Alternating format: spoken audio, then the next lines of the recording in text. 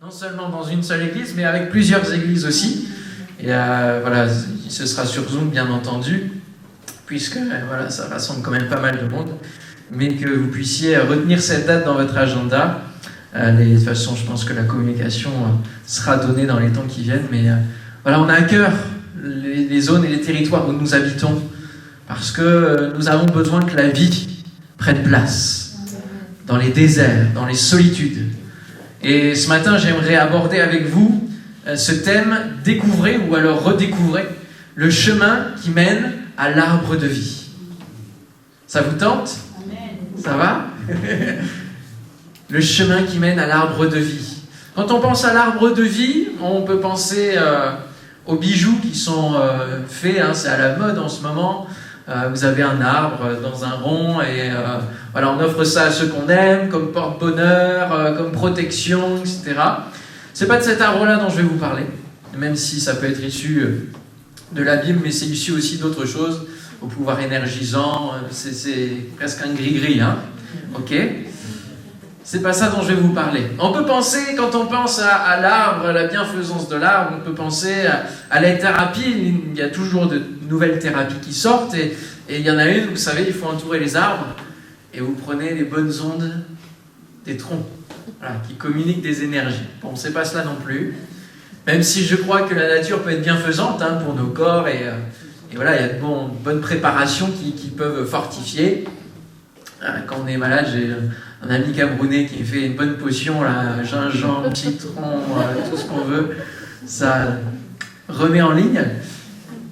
Mais je vais vous parler de quelque chose de bien plus grand que ça. Je vais vous annoncer l'évangile. Et l'évangile, ça signifie bonne nouvelle. Et il y a une mission pour les chrétiens, c'est celle d'annoncer cette bonne nouvelle.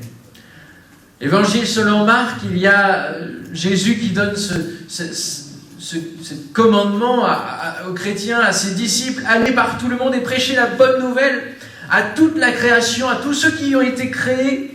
Celui qui croira et qui sera baptisé sera sauvé, mais celui qui ne croira pas sera condamné. Laissez-moi vous dire ce matin que l'évangile, c'est quelque chose de simple. Il n'y a pas 36 voies, pas 36 solutions. Ce n'est pas un syncrétisme religieux, on ne fait pas sa soupe, religieusement parlant. Il y a deux voies, soit la vie, soit la mort. Soit la foi, soit l'obstination dans le fait de ne pas croire. Soit l'obéissance, soit la rébellion.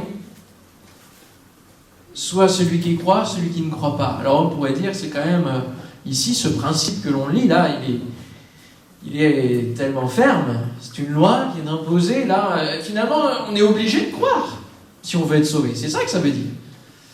C'est imposé, c'est une exclusion, c'est une discrimination, et ceux qui ne veulent pas croire, alors. Non, il ne s'agit pas d'une loi imposée, personne n'est forcé de croire ou de ne pas croire, chacun a le choix, et c'est ça que j'aimerais développer aujourd'hui.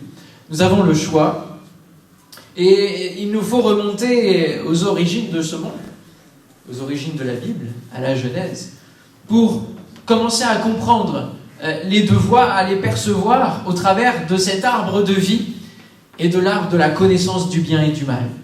Ça se trouve dans Genèse, chapitre 2, verset 9. Et nous voyons là qu'il y a devant l'être humain qui vient d'être créé, Adam et Ève, la possibilité d'avoir le choix et de choisir la vie ou la mort. Genèse chapitre 2 verset 9, il nous est dit: l'Éternel Dieu fit pousser du sol des arbres de toute espèce, agréables à voir et bons à manger, comme le fruit défendu, et l'arbre de la vie au milieu du jardin. La vie est au centre avec Dieu. Il est là pour faire abonder la vie. Et l'arbre de la connaissance du bien et du mal. Bien. Il y a ces deux arbres qui représentent, d'une part la vie, et d'autre part, bien et mal, un certain discernement qui est là, mais il y a cette notion de mal. Dieu, dans ce jardin parfait, n'avait pas mis tout un tas de règles qui peuvent exister dans la suite de la vie. Il n'avait pas mis ce principe que celui qui croit sera sauvé, celui qui ne croit pas sera condamné. Ça n'existait pas encore. Quand il a créé le jardin, il a créé pour l'homme Un cadre idyllique, un paradis sur terre, où tout était parfait, où il n'y avait pas de souffrance, il n'y avait pas de malheur, il n'y avait pas de violence, il n'y avait pas de travail. Il pouvait pleinement profiter de ce jardin, admirer, profiter des fruits qui étaient là, de tous les arbres que Dieu avait fait pousser. Il pouvait aménager, et Dieu lui a confié de le cultiver, de le garder. Il lui a donné la faculté de donner les noms aux animaux. Bref, l'homme pouvait vraiment pleinement jouir d'une liberté. Tout cela dans un principe de confiance avec son Créateur, Dieu le Père. C'est un cadre d'amour parce que Dieu est amour. Et donc nous avons ces deux arbres qui sont là. Et pour préserver ce cadre bénéfique pour l'homme, eh bien Dieu avait posé une interdiction. Excusez-moi, c'est pas beaucoup, hein, d'accord. Une interdiction.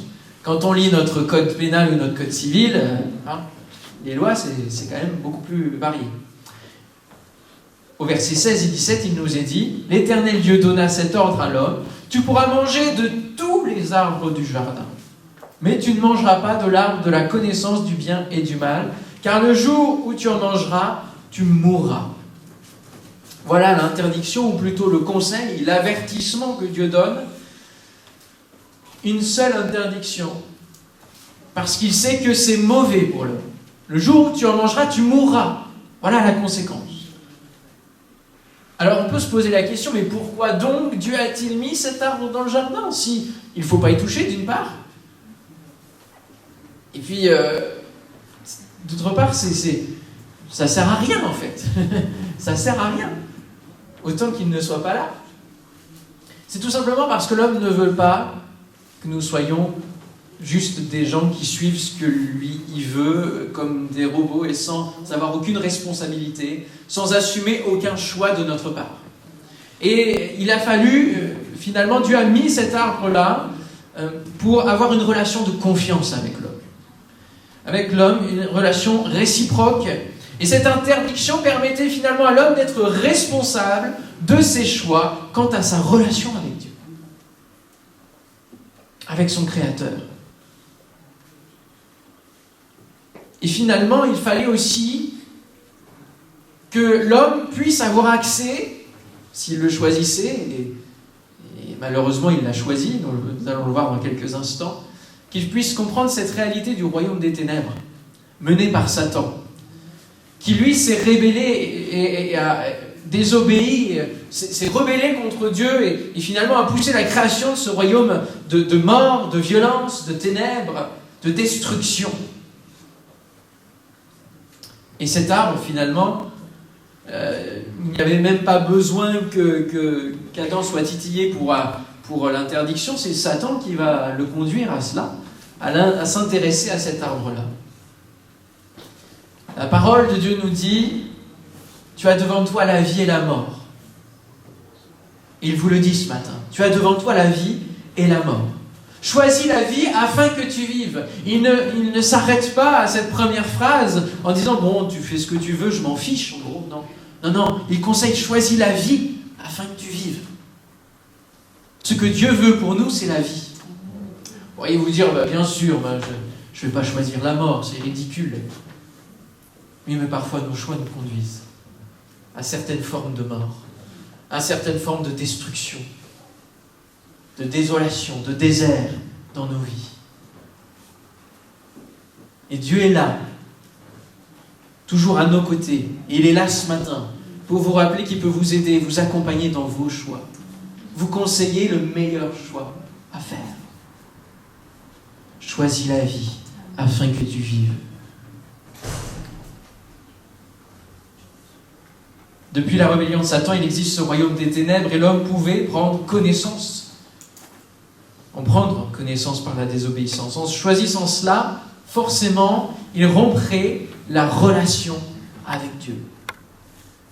Et oui, parce qu'il ne peut pas y avoir deux chefs, deux êtres supérieurs à l'être humain. Soit il y a Dieu dans votre vie, soit il y a Satan.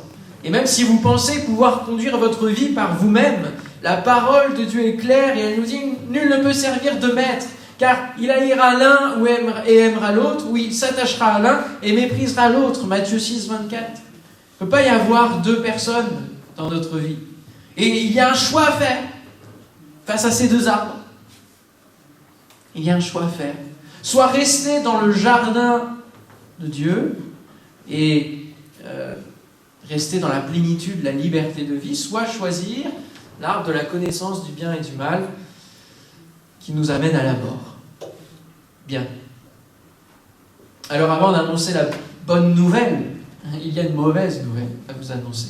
C'est qu'il y a les conséquences de ces choix que l'homme va faire. Les conséquences du péché. Le péché, c'est quoi? Le péché, c'est rater la cible, manquer le but de ce pourquoi nous sommes faits, de ce pourquoi nous sommes créés. Nous sommes créés à l'image de Dieu. Et nous sommes créés pour la vie. Nous n'avons pas été créés en vue de mourir, de vivre ses souffrances, quand on a quelqu'un de chair qui meurt, d'être dans la peine, d'être dans le deuil. Nous n'avons pas été créés pour la souffrance. Nous avons été créés pour vivre pleinement une vie en Dieu. Ça, c'est le but divin. Mais la Bible nous explique que l'homme a préféré choisir comme maître le chef de la rébellion. Satan a réussi sur la base de cette seule interdiction. Il a mis le focus juste sur ça. Il a mis le doute sur les paroles divines. Et le doute a dû perdurer. Pourquoi? Parce que quand ils ont mangé le fruit, ils ne sont pas tombés raides morts au pied de l'arbre. Donc ils ont dû se dire, mais finalement, ce que Dieu a dit, ça devait être... c'était à moitié, c'était une demi-vérité, demi-mensonge. Et c'est le but du diable, que de déformer la vérité sur Dieu, de déformer notre regard sur les intentions de Dieu à notre égard. Il le fait passer pour celui qui est méchant, celui qui impose des règles, celui qui nous expulse du jardin, du paradis, qui nous éloigne du bonheur en nous envoyant des épreuves. Mais tout comme le feu ne peut pas coexister avec l'eau, tout comme le calme ne peut pas accueillir la tempête, comme la lumière chasse les ténèbres, eh bien, Dieu ne peut pas cohabiter avec le diable. Et donc, il faut forcément qu'il y ait une séparation. Et l'homme, choisissant toujours la ligne de la désobéissance, du danger, du hors-piste, on aime ça, le danger, l'adrénaline, chercher les choses qui... on sait que c'est pas trop bien, on sait que c'est pas trop bon pour nous, mais on y va quand même, parce qu'on a envie de sensations fortes, on a envie d'expériences fortes. Eh bien, on pense être maître de tout ça dans un premier temps, ne voyant pas les conséquences arriver, ne voyant pas la mort au bout. Mais elle prend véritablement place. Et même si la mort physique n'a pas pris place, la mort spirituelle a été instantanée. La présence de Dieu a été coupée. Il y a un mur qui a commencé à se former à cause du péché. Oh, comme nous pouvons goûter de la même manière le fruit de l'arbre de la connaissance du bien et du mal. Pourquoi? Parce que Adam nous a conduits dans ces choses. Il a conduit l'humanité. Et on pourrait se dire, et si ça avait été autrement, si Adam et Ève avaient fait le choix que pour eux et pas pour le reste de l'humanité.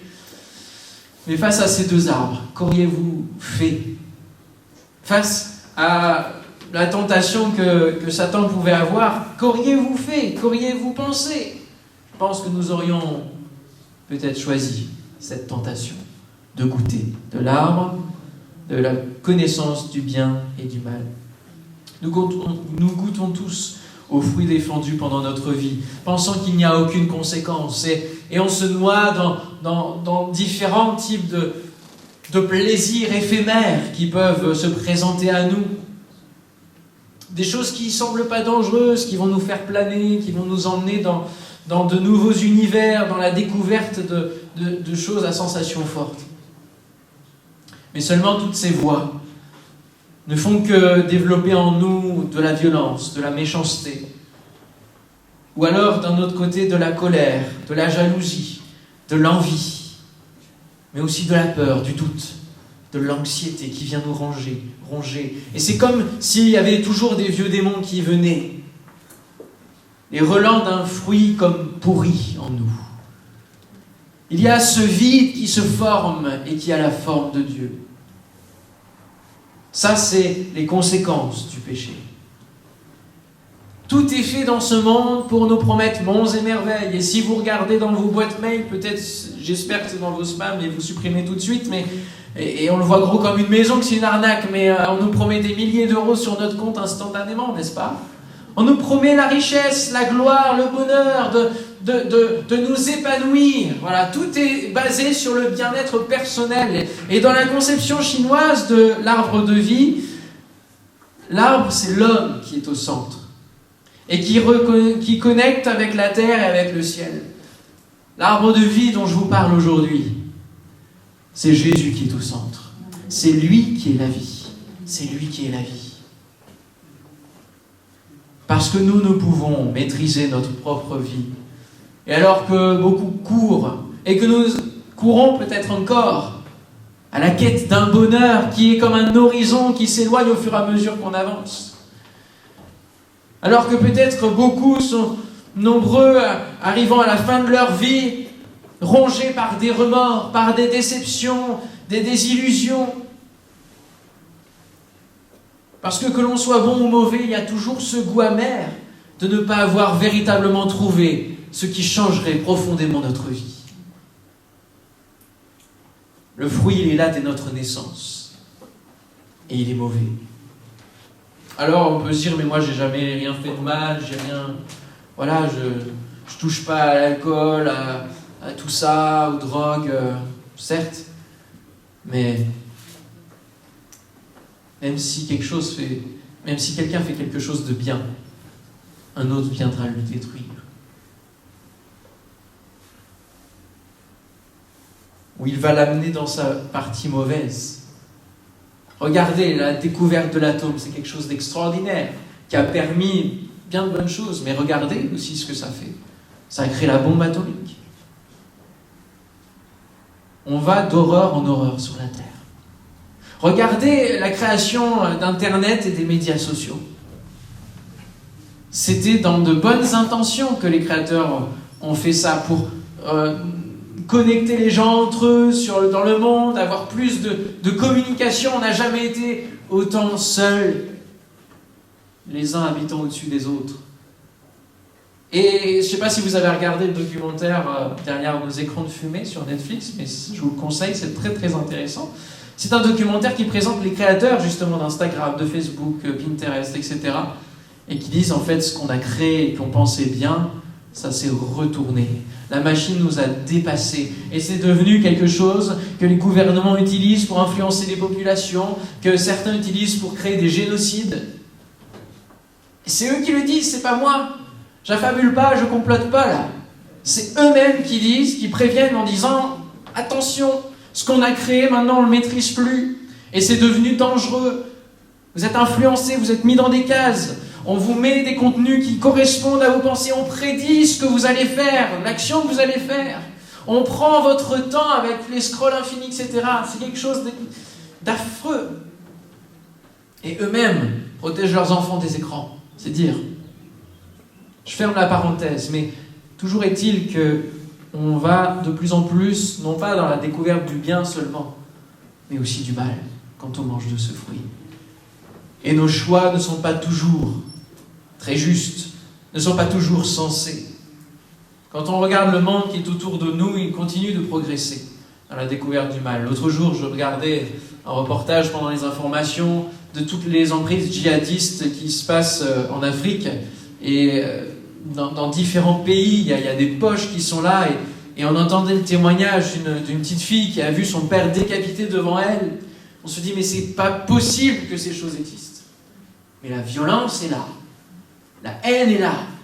Et ça, c'est pas juste l'homme qui est maître de cela. C'est l'influence qui se trouve dans le cœur de l'homme. C'est la méchanceté qui est alimentée. C'est le fruit qui est toujours de plus en plus consommé.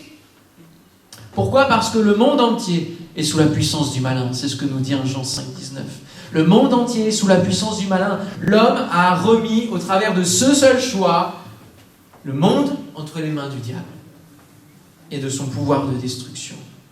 Et bon, on peut se dire, oui, l'Afrique, bon, c'est loin, ça nous concerne moins, mais il ne suffit pas d'aller très loin pour voir l'horreur, la vivre ou l'entendre, en entendre parler. Il y a tellement de drames qui se passent ici ou là, et ce monde, je vous laisse le dire, mais je le dis pour vous, c'est pas un monde que Dieu a prévu pour nous à la base. Il a été massacré. Le premier homme, le Père de tous, a choisi pour nous tous. Comme quand des parents font un choix pour des enfants, parce que les enfants n'ont pas encore la conscience de prendre les bonnes décisions. Bon, lui, il n'a pas pris la bonne non plus, bien qu'il soit adulte. Mais en faisant cela, il nous a barré la route au chemin de l'arbre de vie. Il a barré l'accès, en choisissant un arbre, il a barré l'accès à l'autre arbre. Et d'ailleurs, la Bible nous dit, dans le début de la Genèse, je vous invite à le lire, Dieu a dit, il faut qu'on barre la route à l'autre arbre, parce que s'il mange de l'arbre de la vie maintenant, eh ben, il va vivre éternellement méchant, mauvais, pécheur, violent. Imaginez-vous un monde où les gens vivent éternellement dans l'horreur. C'est juste affreux, n'est-ce pas? Dieu a bien fait, n'est-ce pas, de barrer la route à l'arbre de vie à ce moment-là, je crois. Mais finalement, ce monde d'horreur, c'est quand même ce qui nous attend. Parce que c'est la mort éternelle qui nous attend. En ayant juste une voie possible, le salaire du péché, c'est la mort, nous dit la Bible. Ce qu'il y a au bout, la rétribution, la finalité, c'est la mort éternelle dans l'enfer avec Satan. Puisque c'est lui le chef de ce monde. Tous ont péché et sont privés de la gloire de Dieu. La mort éternelle est sur l'humanité, mais laissez-moi vous dire qu'il y a une bonne nouvelle. Oh, ça a l'air de vous réjouir. Une bonne nouvelle, c'est ça que nous annonçons. Et cette bonne nouvelle, de toute façon, il en faut qu'il y ait une mauvaise pour qu'il y en ait une bonne, n'est-ce pas? C'est ce que nous dit Jésus dans le dernier livre de la Bible. On est passé de la Genèse à l'Apocalypse. Apocalypse chapitre 2, verset 7. « À celui qui vaincra, je donnerai à manger de l'arbre de vie qui est dans le paradis de Dieu. » Alléluia. On retrouve cet arbre de vie. Il y a une possibilité encore à celui qui vaincra. Mais ne peut vaincre que celui qui croit en celui qui a vaincu déjà à la base, Jésus-Christ. La toute fin de la Bible, au chapitre 22, verset 14, « Heureux ceux qui lavent leurs robes afin d'avoir droit à l'arbre de vie et d'entrer par les portes dans la ville. » Ça nous annonce la vie à venir. Parce que Dieu nous a prévu une vie à venir, où les choses seront restaurées. Il y a un moyen pour retrouver l'accès à l'arbre de la vie éternelle. Il existe un chemin qui nous y mène à nouveau. C'est Jésus qui dit dans Jean chapitre 14, verset 6, « Je suis le chemin, la vérité et la vie. Nul ne vient au Père que par moi. » Il y avait deux possibilités. L'homme en a choisi une. Et il ne reste plus qu'un autre seul chemin possible pour accéder et pour revenir à une possibilité de choix. Jésus-Christ. Depuis 2000 ans, un rejeton a été planté dans ce monde au travers de la naissance de Jésus-Christ, qui s'est fait homme pour vivre comme nous, toutes choses, et pour porter les conséquences de notre mauvais choix, de notre péché. Il a pu le faire parce que lui était sans péché. Donc il a marché sur cette terre sans péché et il était le seul à pouvoir pulvériser ce mur du péché que nous avions monté devant les portes du jardin, devant les portes de la ville, devant les portes qui nous mènent à l'arbre de vie, au Créateur, au Père céleste. C'est ce que proclame le prophète Ésaïe au chapitre 11, versets 1 à 9, 700 ans avant que Jésus arrive. Il annonce « Un rameau poussera sur le tronc d'Isaïe. » Et Isaïe, c'est le père de David, le roi David. Un homme selon le cœur de Dieu. Un homme qui aimait tellement Dieu que quand il péchait, il ne pouvait pas supporter ce péché en lui. Et il demandait pardon au Seigneur. Et lorsqu'il était emporté par l'apparence et le mensonge du diable de cacher son péché,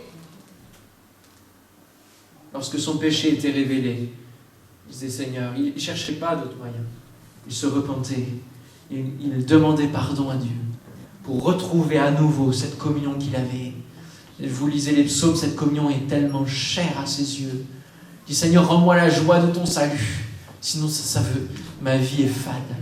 Ma vie est sans Dieu est triste et elle ne sert à rien.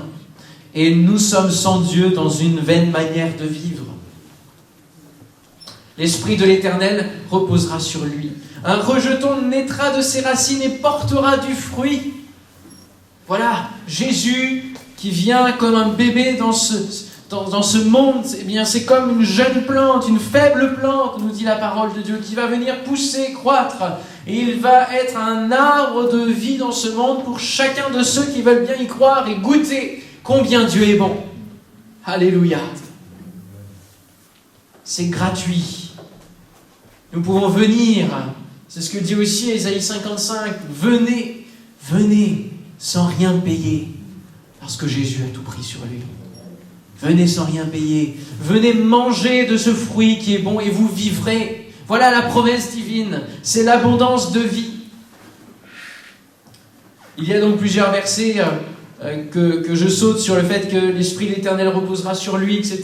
Il ne jugera pas selon les apparences, ni selon les oui-dire, et il va juger avec équité. Et voici comment vont être rétablies les choses. Le loup habitera avec l'agneau, et la panthère se couchera avec le chevreau. Le veau, le lionceau et le bétail qu'on engraisse seront ensemble, et un petit enfant les sous la condamnation éternelle, dans cette voie, en disant vous avez fait votre choix, maintenant vous m'avez trahi quelque part.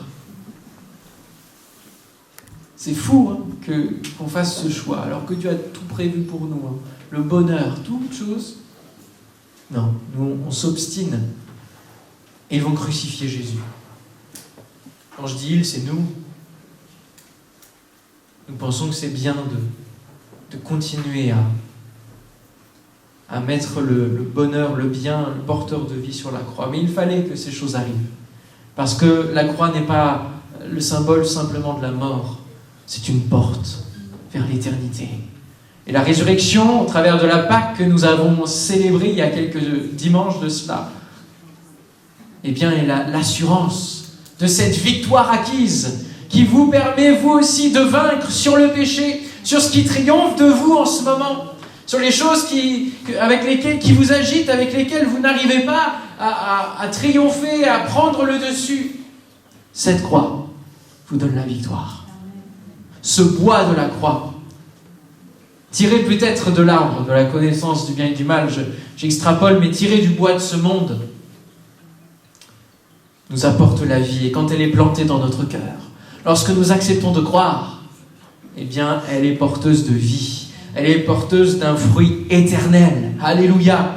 Et lorsque nous commençons à rencontrer Christ, à suivre Jésus, le chemin qui va nous mener à l'arbre de vie, nous entrons dans une nouvelle vie, une nouvelle naissance, qui ne s'arrête pas à notre mort d'ici-bas, mais qui continue dans la vie éternelle. Alléluia.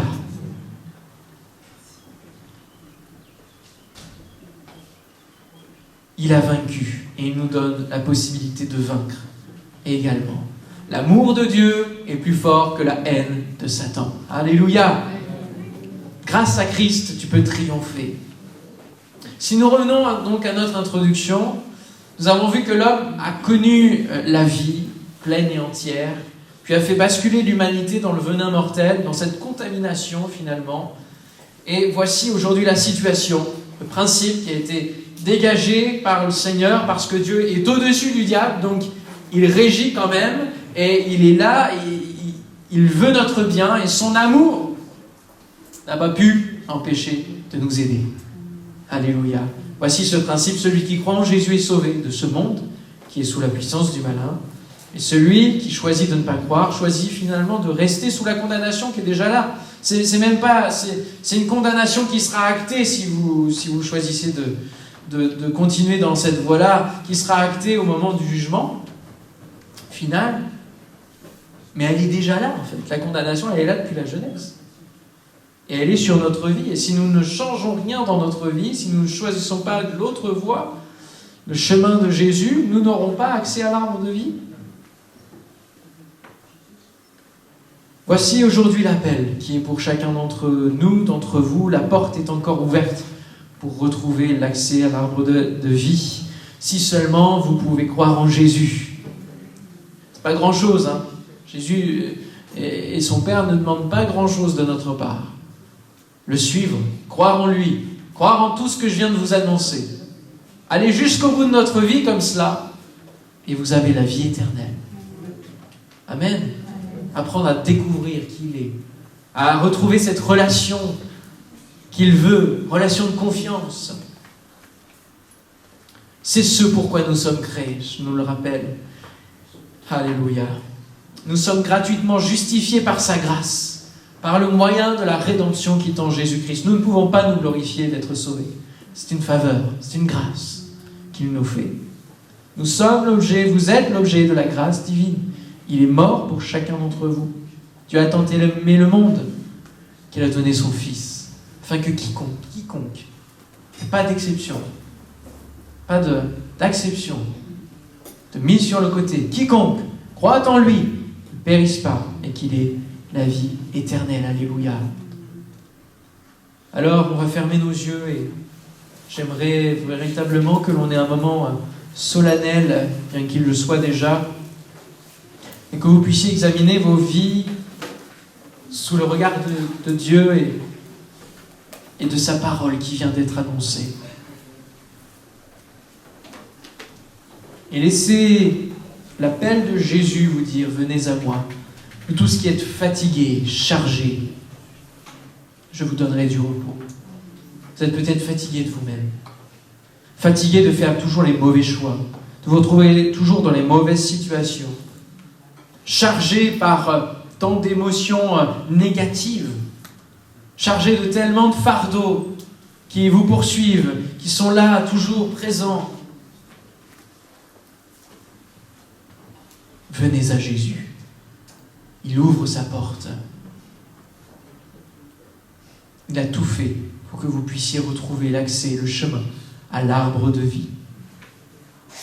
Et cet arbre de vie, dit l'Apocalypse, il sert à la guérison des nations. Et la suite de celui qui croira sera sauvé et celui qui ne croira pas sera condamné nous parle des miracles qui accompagneront ceux qui auront cru. Alléluia. Il y a la guérison des malades, il y a le parler en langue, il y a en fait toutes les sensations fortes que vous recherchez par ailleurs. Il y a toutes les bonnes expériences. Il y a une vie comblée, un cœur transformé. Tout cela, c'est le lot et la garantie de tous ceux qui veulent bien croire. Et ce matin, ce midi, j'aimerais vous inviter peut-être à répondre à cet appel. Je vais inviter les chantres à venir. Nous allons prendre ce chant tel que je suis et j'aimerais que vous puissiez vraiment prendre ce temps de cœur à cœur avec Dieu et laisser ces paroles frapper à la porte de votre cœur. Que le Saint-Esprit travaille maintenant votre vie. Au nom de Jésus. Si vous êtes sensible à cette parole, que vous puissiez bien prendre cet engagement de dire « Seigneur, je te connais peut-être mal, je ne suis peut-être pas avec toi, mais je veux aujourd'hui m'engager. » Au nom de Jésus. Je vais laisser le pasteur Tamak prendre la suite pendant que nous allons prendre ce chant. Et soyez vraiment bénis. Dieu vous aime. Dieu veut votre bien. Ne vous laissez pas être berné par les mensonges de l'ennemi.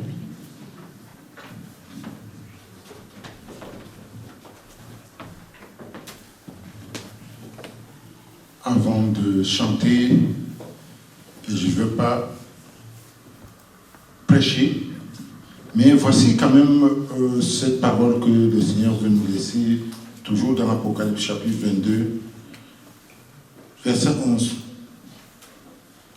Que celui qui est injuste soit encore injuste. Que celui qui est souillé se souille encore. Et que le juste pratique encore la justice. Et que celui qui est saint se sanctifie encore. Voici, je viens bientôt et ma rétribution est avec moi pour rendre à chacun selon son œuvre. Je suis l'alpha et l'oméga, le premier et le dernier, le commencement et la fin. Heureux ceux qui lavent leurs robes afin d'avoir droit à l'arbre de vie et d'entrer par les portes dans la ville. Dehors, les chiens, les magiciens, les débauchés, les meurtriers, les idolâtres et quiconque et pratique le mensonge. Ici, on revient au choix. Tu peux continuer à vivre ta vie comme bon te semble, sans Dieu. Mais en même temps, tu peux aussi accepter de suivre Jésus comme ton sauveur personnel. Toi qui n'as pas encore accepté Jésus-Christ, la porte est grande ouverte encore aujourd'hui en Jésus-Christ. Mais toi aussi qui as déjà accepté Jésus-Christ, mais qui est retourné dans les choses que tu as vomi, la porte du salut est aussi ouverte pour toi aujourd'hui.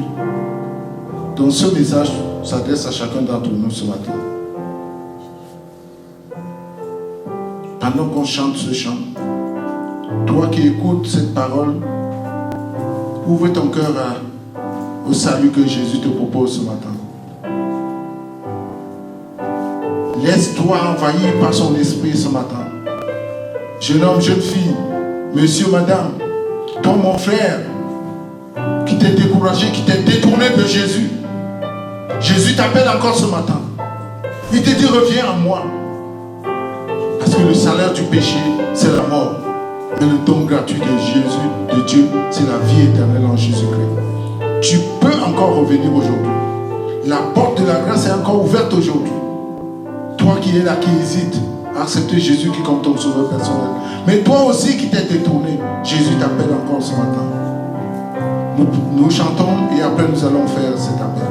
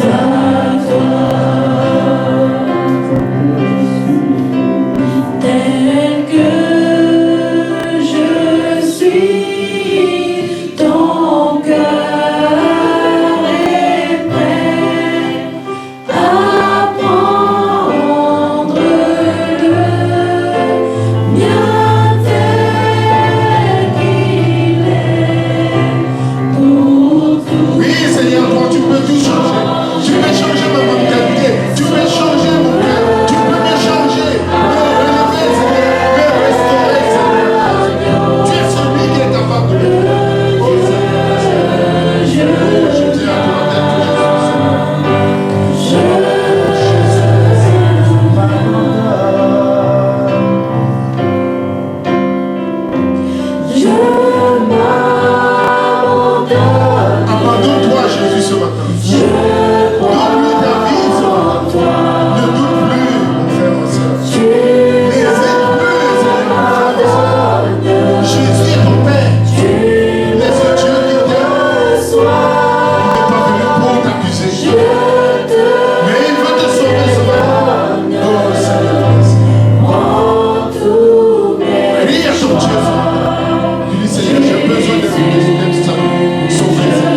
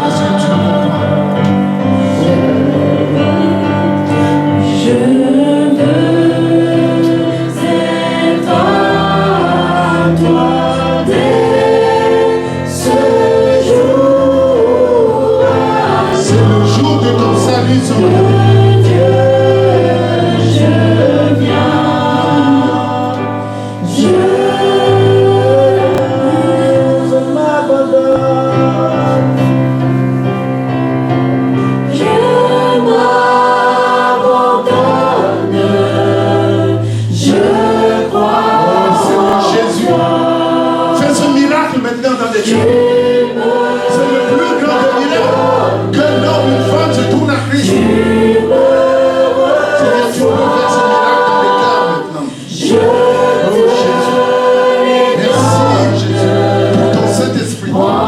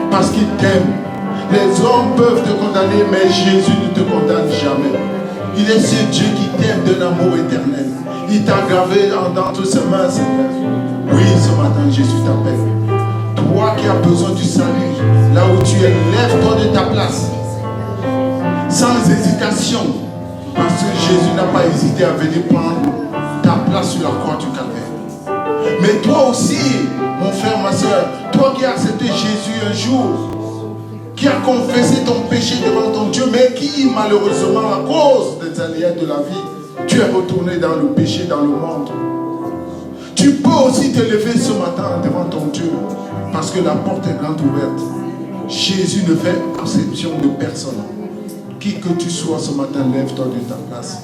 Et nous allons prier pour toi. Ne regarde ni à gauche ni à droite. C'est une affaire entre ton Dieu et toi. Il y va de ton éternité. Ce matin, lève-toi de ta place. Et Jésus va t'accueillir. Alléluia. Alléluia. Confesse ton péché ce matin. Et Jésus t'accepte tel que tu es. Vous qui vous levez ce matin.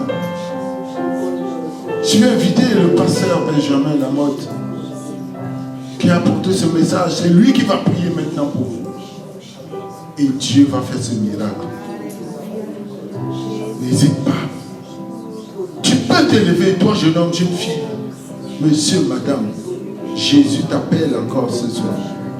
Il est ce Dieu qui te pardonne, qui ne regarde pas ce que tu as été. Oui, tu as été, mais aujourd'hui tu es en Jésus-Christ, une nouvelle créature. Les choses anciennes sont passées. Voici que toutes choses sont devenues nouvelles. Mais en Jésus-Christ, c'est lui qui est capable de te justifier. Jésus te justifie ce matin. Lève-toi de ta place. Donne ton cœur à Jésus. Ouvre ton cœur à Jésus. Jésus t'aime.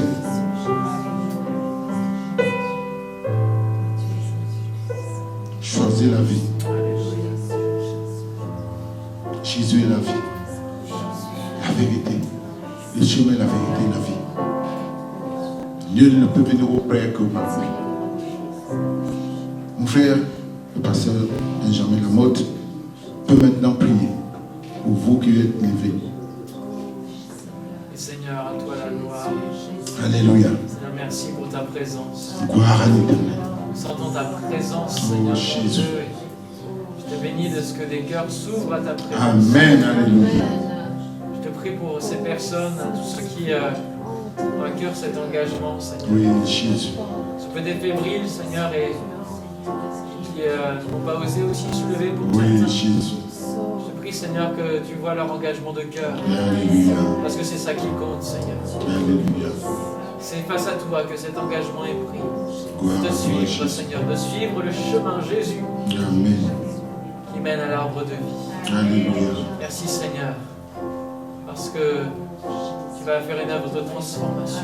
À partir de Alléluia. ce Jésus. jour, Seigneur mon Dieu, qui est marqué dans leur vie, ce 25 avril 2021, Alléluia, Seigneur, Jésus. fasse vraiment partie de leur témoignage et Seigneur, que ce soit un début d'une nouvelle vie, d'une nouvelle naissance. Alléluia. Au nom de Jésus, merci Seigneur, tu les libères de leur chaîne, tout ce qui pèse sur eux, Seigneur mon Dieu, cela s'envole maintenant au nom de Jésus. Au nom Merci de pour la Jésus. paix, merci pour Au la nom de liberté. Jésus.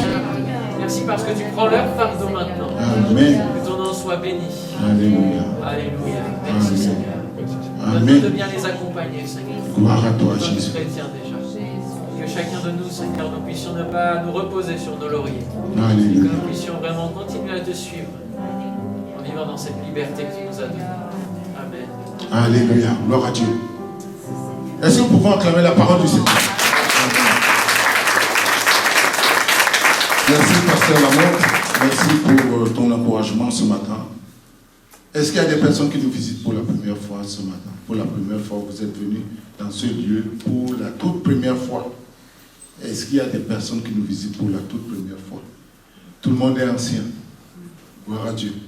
Et nous continuons à prier pour ceux qui ne connaissent pas encore le Seigneur, pour qu'ils puissent venir dans ce lieu et accepter Jésus-Christ comme leur sauveur personnel. Amen.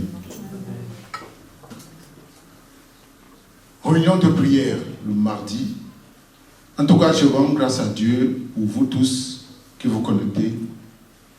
Vous êtes nombreux à vous connecter, c'est très bien. Que Dieu vous bénisse. Amen. Et nous croyons que lorsque nous nous connectons avec Dieu, Dieu agit toujours. Amen. Nous avons entendu des témoignages ici et nous voyons le miracle de Dieu dans cette église. Croyez-moi, Dieu aime cette église. Dieu a des projets pour cette église. Mais c'est nous qui pouvons limiter ces projets. Je vous choque? Non. Pour Dieu, tout est accompli. Jésus l'a dit sur la croix du Calvaire. Le problème n'est pas Dieu. Le problème, c'est nous. C'est nous qui pouvons limiter la bénédiction de Dieu, la grâce de Dieu sur nous. Parfois, nous méprisons la grâce que Dieu nous accorde. Mais que Dieu nous aide à nous humilier devant lui et demander, Seigneur, que tes projets se fassent au milieu de nous. Donc, connectons-nous. Dimanche prochain, nous aurons encore un moment de culte comme celui-ci. Invitez vos amis, les personnes qui ne connaissent pas le Seigneur, qui viennent aussi. Nous allons prier, nous allons louer notre Dieu et Jésus est capable de transformer les vies. Alléluia. Acte 91. Tous les premiers dimanches du mois. Le premier dimanche du mois, c'est quand? C'est dimanche prochain, oui ou non? Donc, nous aurons un don spécial pour cela. Donc, souvenez-vous de cette date, mettez-le dans votre agenda. Nous pouvons continuer. Donc, si vous avez besoin d'un rendez-vous, d'une prière, vous pouvez toujours me contacter. Tous ceux et celles qui m'ont contacté, j'ai toujours honoré ce rendez-vous. On a toujours prié et Dieu a toujours fait des miracles. Ce n'est pas l'homme. Comprenez-le. Hein? Le pasteur l'homme n'est qu'un intermédiaire. Nous prions notre Dieu. C'est lui qui a la capacité. D'accord? Ne croyez pas que l'homme en lui-même n'a rien. Il ne peut rien, l'homme en lui-même. Mais au nom de Jésus, lorsque nous prions, on a fait trembler de peur. Il agit. Donc quand vous venez devant l'homme de Dieu, oui, venez parce que c'est l'intermédiaire, mais croyez d'abord en Jésus. Croyez en Jésus, c'est lui qui a la capacité. Aucun homme n'a ce pouvoir sur la terre. Mais nous prions au nom de Jésus-Christ. Et la chose s'accomplit. Une bonne nouvelle. Le pasteur Dominique Surès est rentré à la maison. Nous continuons à prier en sa faveur. Que Dieu le bénisse.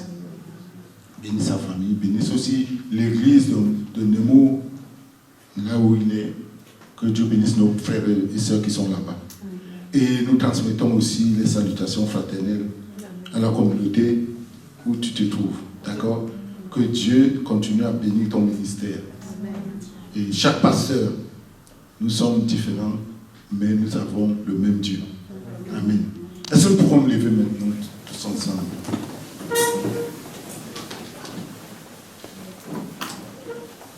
Une sœur, librement, on peut maintenant prier pour notre retour.